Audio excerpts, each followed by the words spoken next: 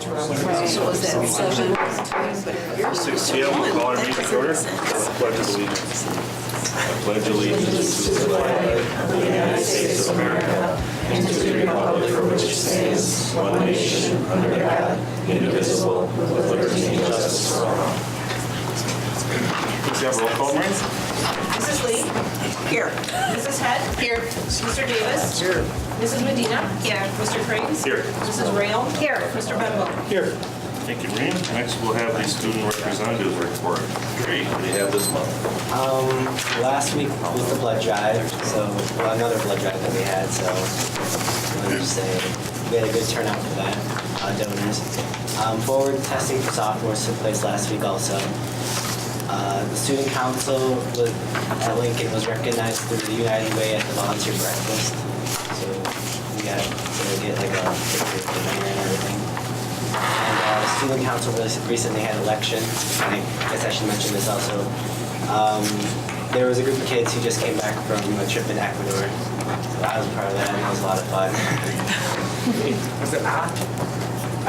It was like really close to the sun, so I got pretty sunburned. Better than here? Yeah, a lot better. This week is distracted driving week, so we'll have some things to give some facts out to the kids and do some games and all that. And then, but next week we'll have our impaired driving simulation, where we'll be have like our mock crash. Also, forensics is preparing for state this month, so they're getting ready for that. Hopefully they'll bring up some gold. The weekend of April 21st, the musical Mary Poppins will take place, and I have the times. April 21st, 22nd, 23rd are all at 7:30 p.m. And April 24th, which is the Sunday, at 2 p.m. And then prom is on April 30th, which is $5, and then you can pay $5 to come in and see the juniors do their junior walk and to see the prom court. And finally, the new prom king and queen. I believe that's at 9 o'clock. So. Awesome. Thank you, Greg. Move on to the minutes. Okay, I would make a motion to approve the regular Board of Education meeting minutes of March 14th and the special Board of Education meeting open and closed of March 14th. Okay, we have motion and second to approve the regular Board of Education meeting minutes of March 14th, 2016, and the special Board of Education meeting open and closed minutes of March 14th, 2016. All those in favor, please say aye. Aye. Opposed, motion carried, minutes are approved. Maureen, do we have any public comment? No. Okay, we can move on to committee reports. John, what do you have for business services? Thank you, John. Business Services met April 4th, 2016, and we started at 6 p.m.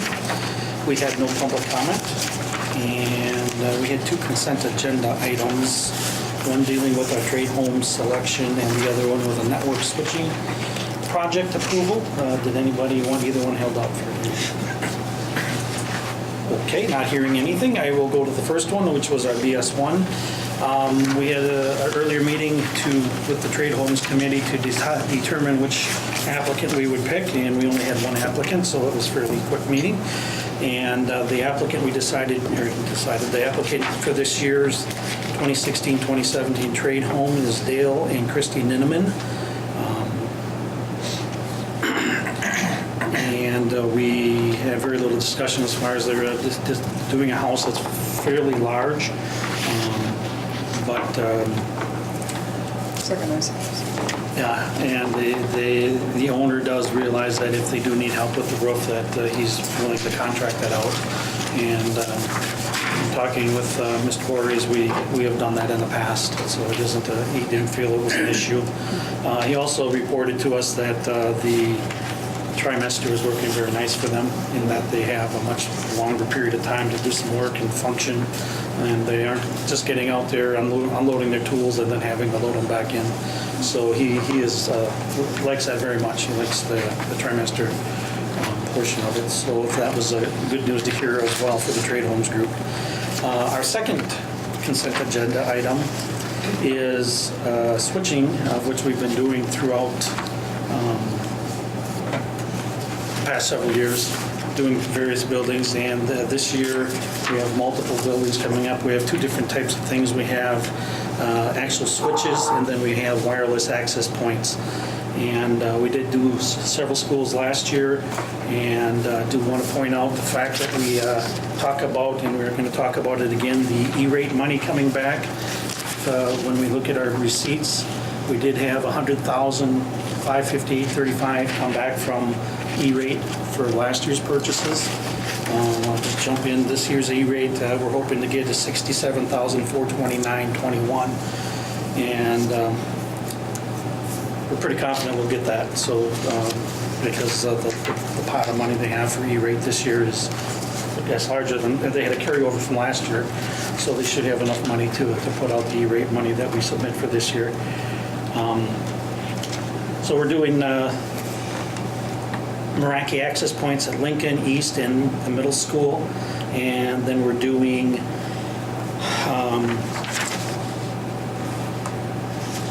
both access points and switches, I believe, at Grant Grove, Mead, Washington, Woodside, and River Cities High School.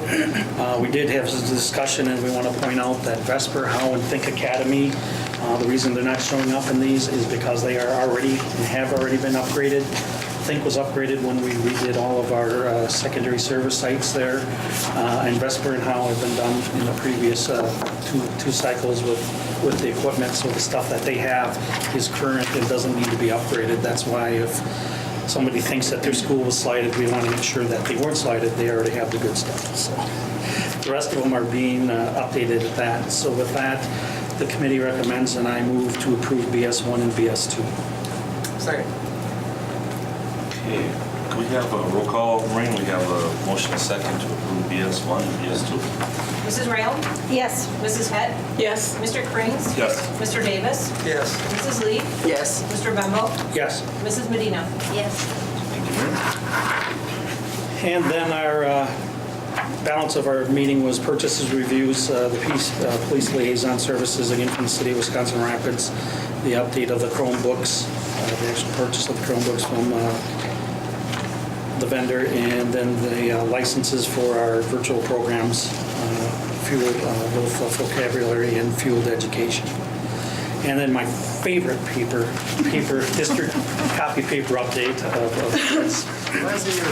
that's my favorite. Copy paper has been my favorite since I've been on the board. And I did notice that we do sell some of our paper to the Assumption Catholic Schools, so it's an update that they paid money for paper purchases, so at least we're getting some money back. Yeah, we're making some money on the paper.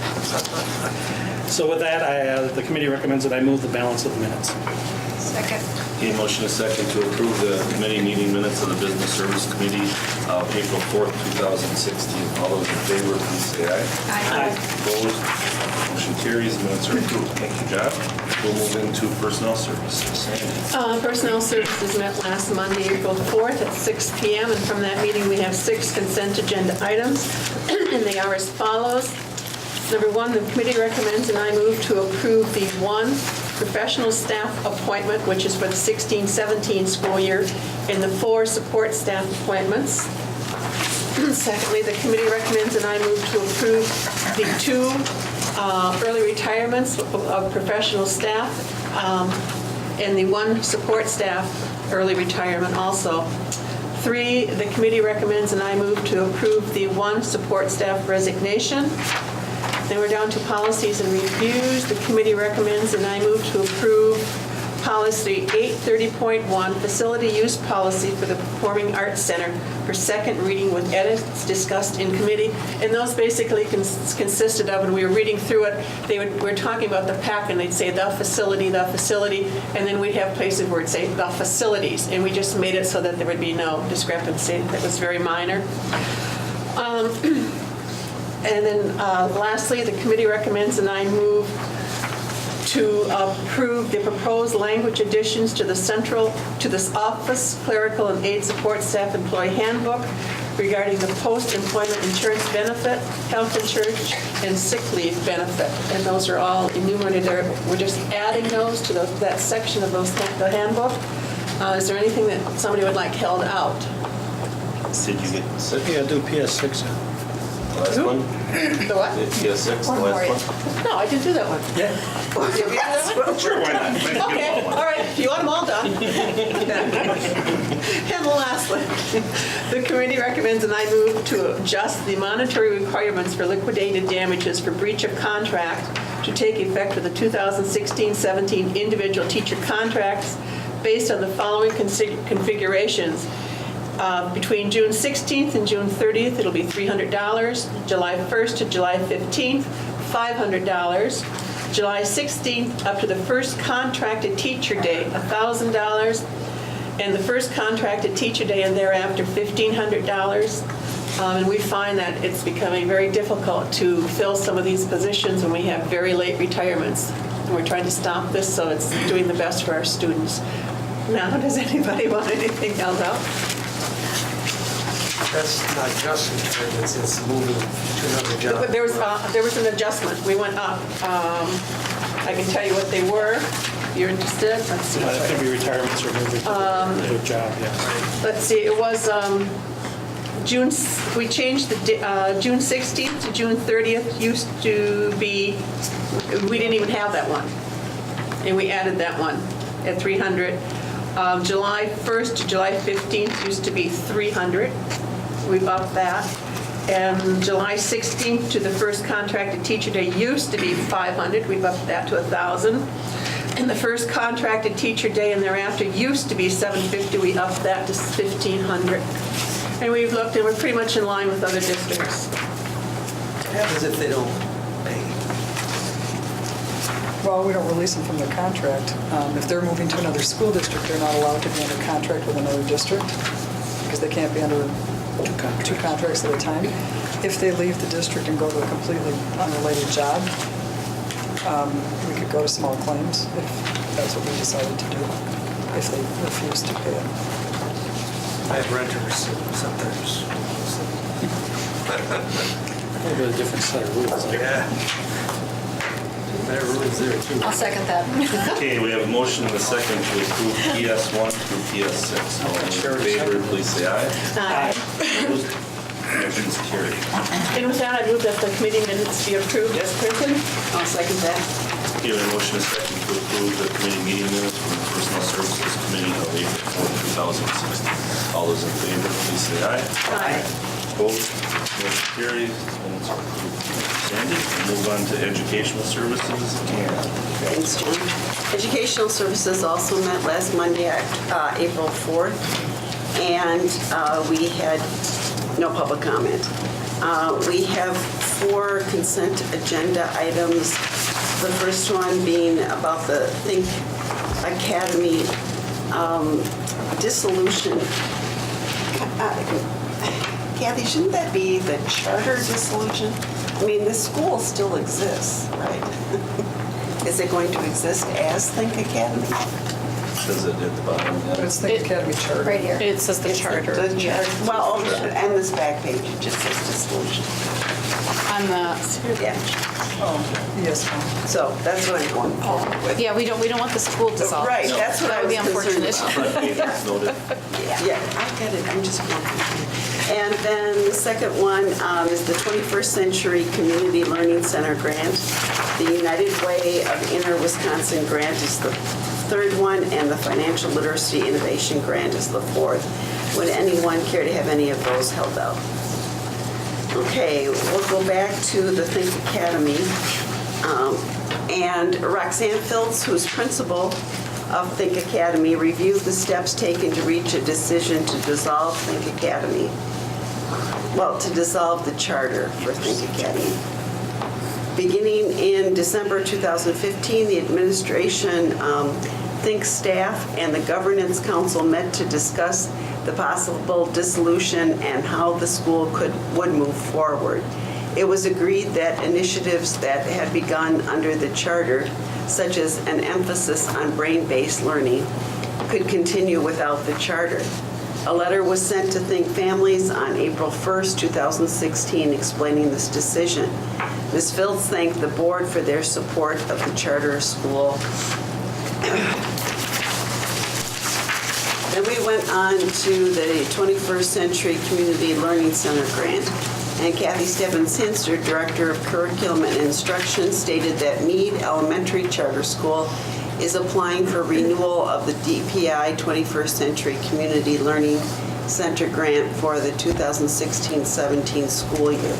And this grant funds the before and after school Club Mead program. We went on to the United Way of Inner Wisconsin grant, and Kathy stated that the Mead Elementary Charter School is applying to the United Way for a grant to fund the before and after school Club Mead program. This grant is similar to the 21st Century Community Learning Center grant and supports the academic partnership coordinator position. And finally, we went on to the Financial Literacy Innovation Grant. The Wisconsin Department of Financial Institutions, along with the Governor's Council on Financial Literacy, has created a fund for the purpose of promoting innovation in the teaching of personal finance literacy, or PFL, in the classroom. Wisconsin Rapids Public Schools completed a financial literacy curriculum, and in December 2009, this became a graduation requirement. The purpose in applying for this grant is to provide collaboration time and training for teachers to further develop the financial literacy curriculum and to plan for consistency in instruction. Funding will also be requested to help start a school-based enterprise at Lincoln High School that will help students in the real-world business and financial situations. And with that, the committee recommends, and I move that we approve those 4 consent agenda items. Second. Okay, motion is second to approve ES 1 through 4. All those in favor, please say aye. Aye. Opposed? Motion carries. Those are approved. Okay, we went on to updates, and Kathy was here to indicate that collaboration is taking place among administration and teacher leaders about how best to provide professional development to maximize teacher growth and student learning. The effectiveness of the professional development hours and the format of professional development days are being considered.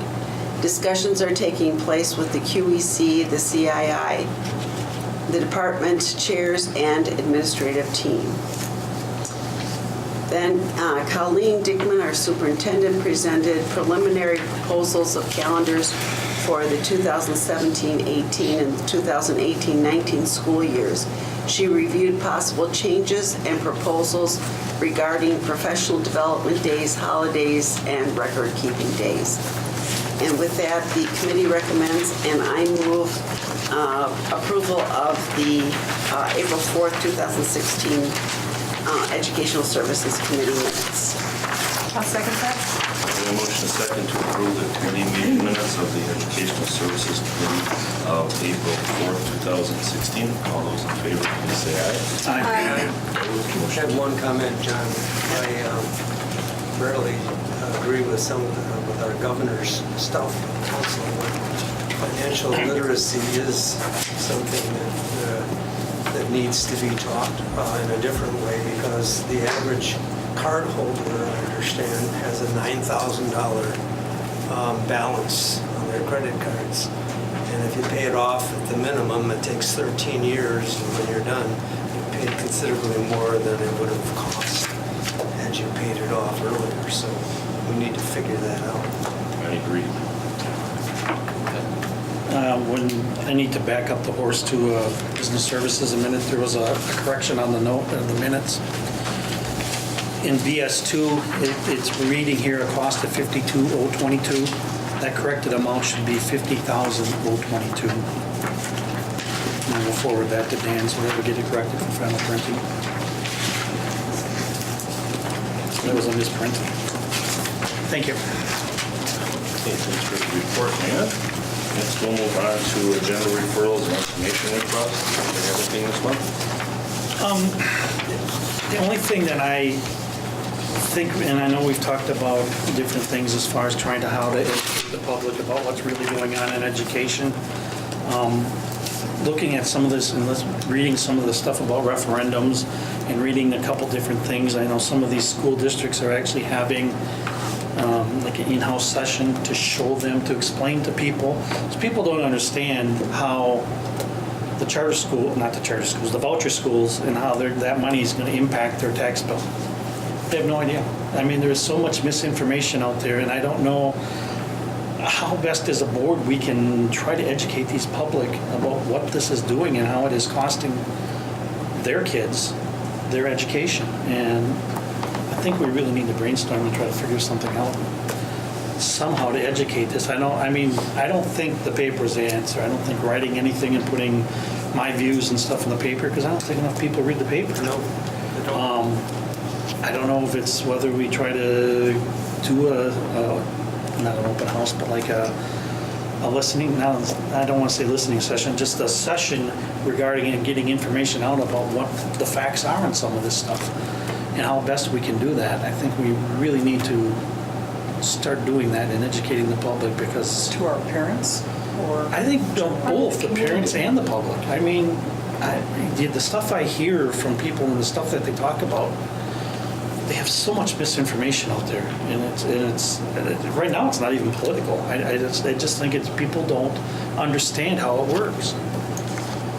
So I mean, I think that's something we need to think about as a board. I think we need to try to figure out how we can best educate and get the word out of what the facts are. And I'd like to start working on that. I would think that'd be something we want to work at. And I mean, it's going to be something as we go forward. In the legislative update, I'll talk about the referendums that were just there. I mean, it's not going to go away. I mean, there's going to be funny problems, funny money problems. There's going to be money problems, how we look at it, and I think we really need to find a way to educate the best we can. I think some of that falls back on WASB too. They should be, I think, more in the forefront of this too. I mean, it's statewide, it's just not. Is there any type of presentations that are already made that you could access? That if it was something as simple as a link through the website, that you could encourage public and parents to click on this. Hopefully it's short enough.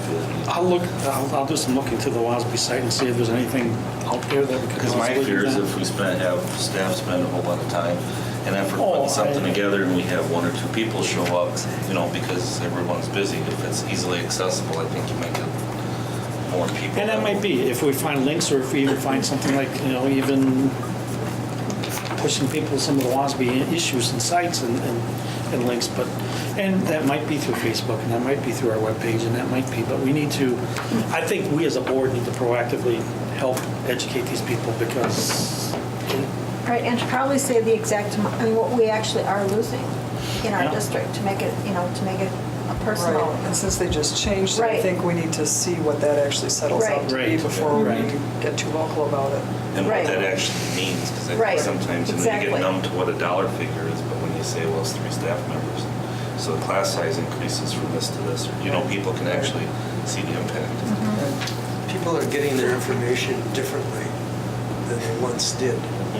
And we have to find out the audiences that we want to hear our information and then tailor it to them, I think. The young people, they're off in a different world usually. It's a Twitter universe. A good world, but- 146 characters or less.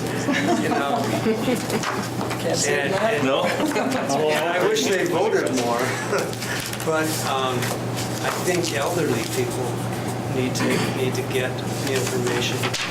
They always seem to vote, and I think they would want to be helpful if they could. I do. I think we need to get our legislators into the classroom, and not just for an hour, but, a couple days in a row. Sit here and see the challenges our teachers face. Yes. They have no idea. Get them on tours. They're living in La La Land. Yep. It is a struggle in some classrooms when you have 2 or 3 students with difficulties, and then you have all the rest that you need to bring along. And then you have more in that classroom than you've had in the past. And then you get asked to do more and more and more for less and less. That's pretty difficult. Well, and then we have to cut aides, classroom aides, so it makes it more difficult for the classroom teacher and for the students. Yeah. The slow the slow dissolution is easy if you're not there and you don't, well, they're still there, everybody seems to be happy, but it's not that way. Well, and it's not just vouchers, it's public school funding. Yeah, it's in the a variety overall of funding, ways, yeah. too. It's vouchers It's in addition disrespect. to. I feel it's disrespect when you don't do the things you should do to thank people who are working that hard. And it's true of public workers as well. You know, they're out there. When there's an emergency, they're the ones that could be shot if they get up in the morning and they're go out to work. They should be making more, better benefits. Okay, We'll do some brainstorming with the administrative group as well. sounds good, thank you. Next, we'll move on to the legislative agenda. I'm guessing you have some stuff for us this week. I do, and the biggest couple things, there isn't a whole lot going on right now in Madison.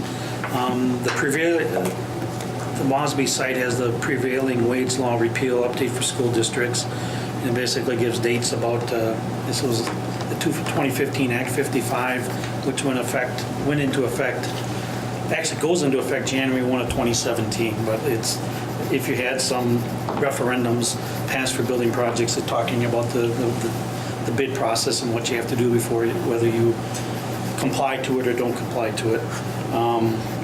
The big one is there were 71 questions, actually, 71 questions this past election for referendums in various different school districts, and 55 of the 71 passed.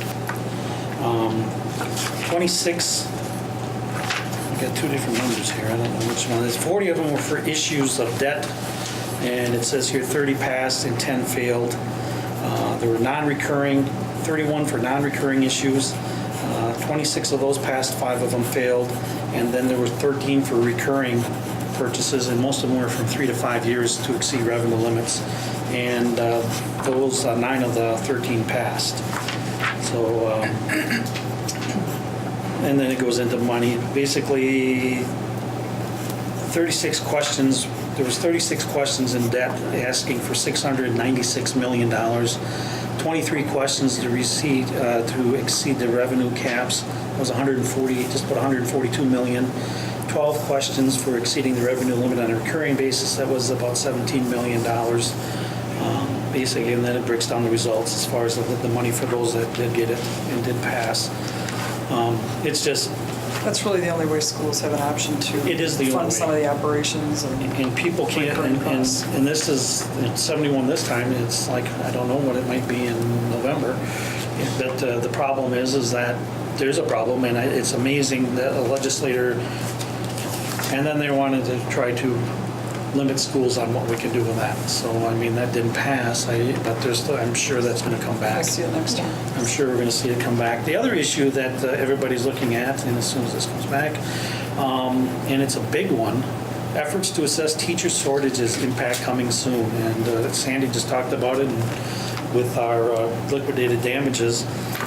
My wife went up to the math league in Stevens Point, and she asked one of the professors how many math teachers they got coming out this year. Stevens Point's had three math teachers coming out this year. She didn't ask total educators, but from what I heard the last time, it was like maybe 12. Well, we see it when we post jobs too, and Ryan, you could attest to this. We have single-digit application numbers. Used to be double and triple-digit applications.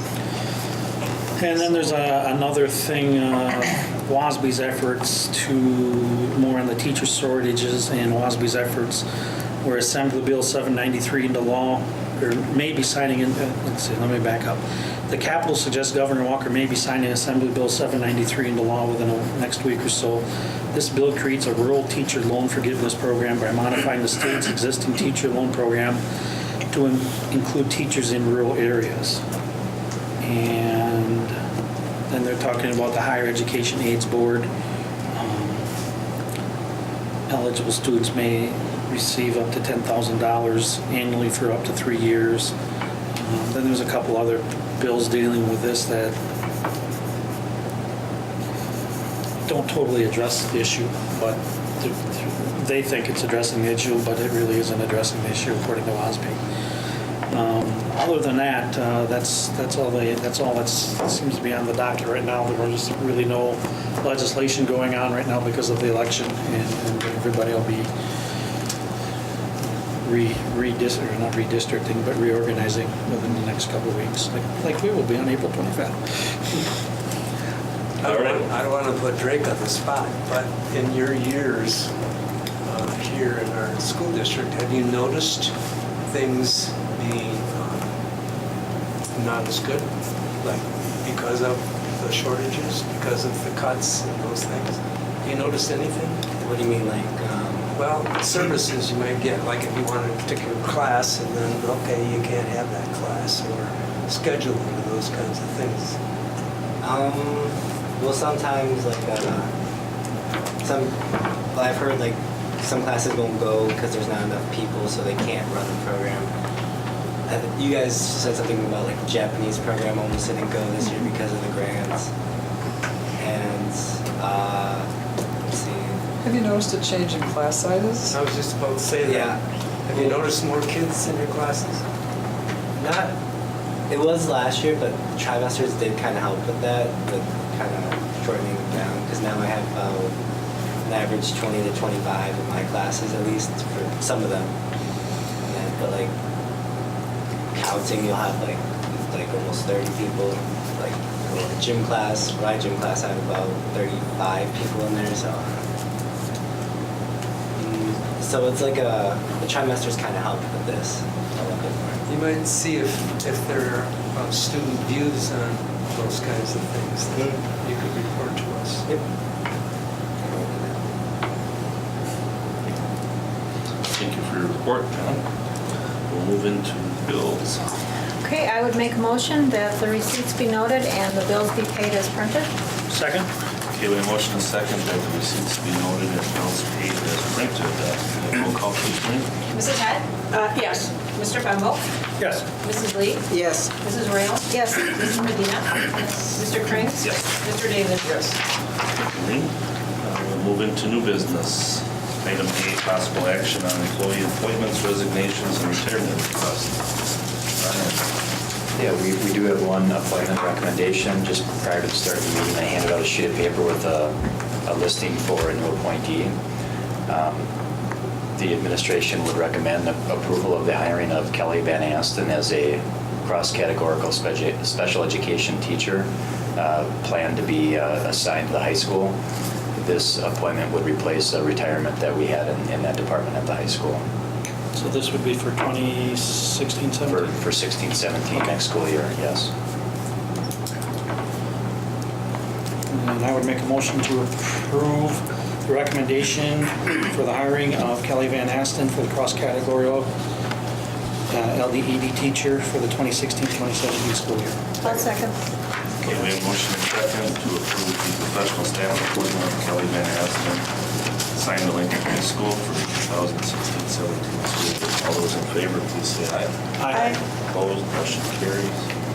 I know that this is an area of shortage as well, in keeping people. How is that coming?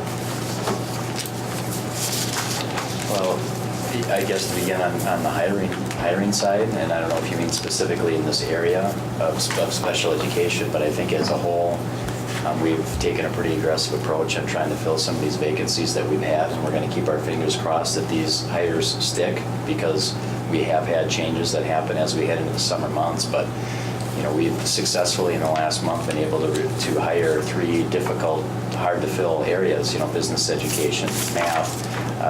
John, we hired one of those 3 math teachers that you were talking about before, and we're crossing our fingers hoping that's going to stick. Yeah.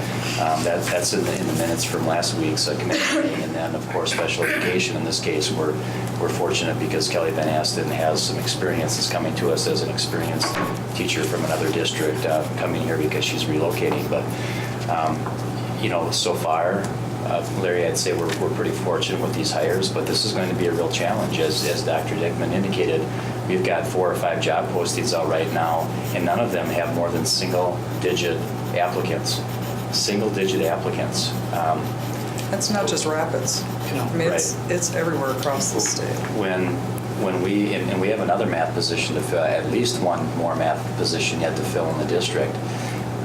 When we were reviewing this, I know that 2 weeks ago we had a meeting with our central office administrators, and I'd shared that I went out and looked on the WeCan job posting site, and at that time,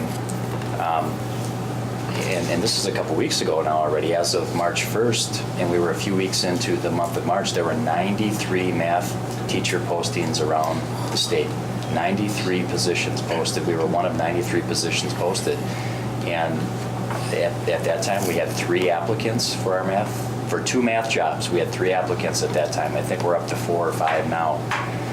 I think that speaks volumes about the situation in the state right now with especially hard to fill areas. I know the legislature in Indiana sat recently trying to figure out why they have a teacher shortage. I imagine that our legislators may do the same. No, you're giving our legislators too much credit. Well, I think there'll be some discussion about it at the Capitol, and it really isn't too difficult to figure out.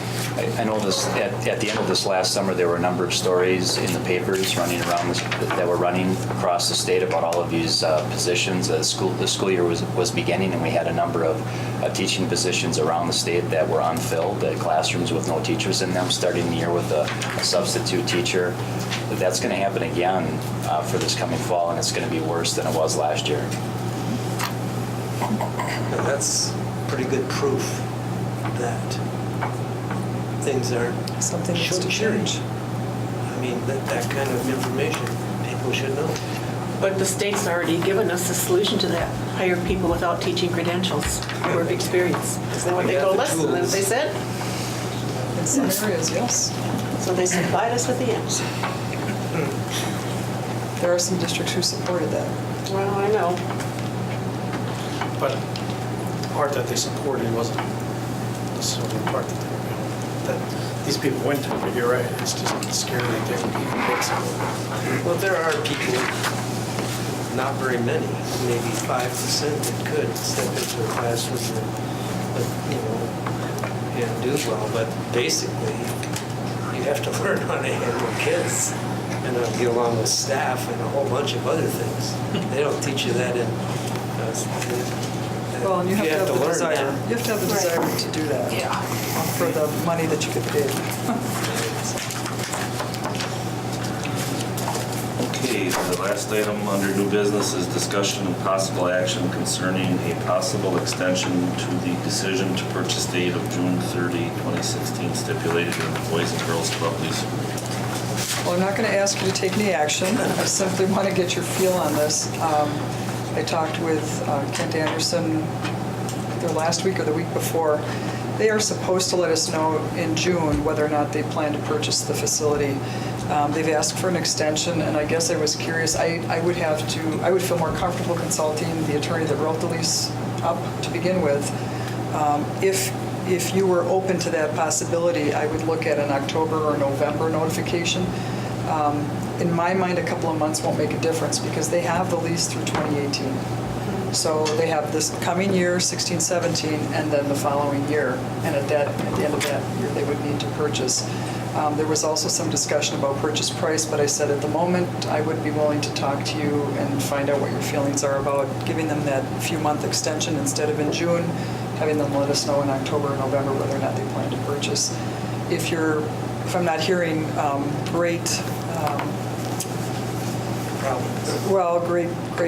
voice from you that you're opposed to that, then I would consult our attorney and bring it back to you in May, because I would imagine we'd have to do some kind of an addendum to the lease.